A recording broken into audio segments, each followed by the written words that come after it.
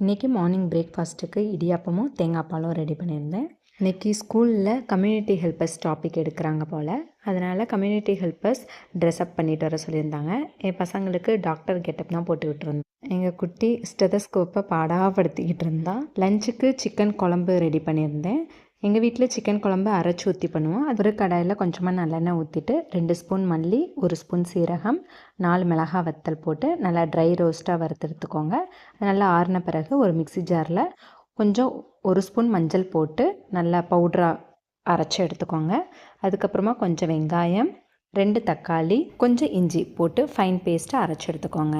ஒரு குக்கரில் நல்லெண்ணெய் ஊற்றி அந்த அரைச்சி வச்ச பேஸ்ட்டை போட்டு நல்லா வதக்கிக்கிறணும். 5 மினிட்ஸ் நல்லா வதங்கின பிறகுமா சிக்கன் போட்டு கொஞ்சம் உப்பு போட்டு ஒரு கொதி விட்டுட்டு அதுக்கப்புறமா தண்ணி ஊற்றி 3 விசில் வரைக்கும் வேக விடணும். வெந்த பிறகு 1 கப் தேங்காய் பால் ஆட் பண்ணணும். இந்த வீடியோ பிடிச்சிருந்தால் லைக் பண்ணுங்கள், ஷேர் பண்ணுங்கள்.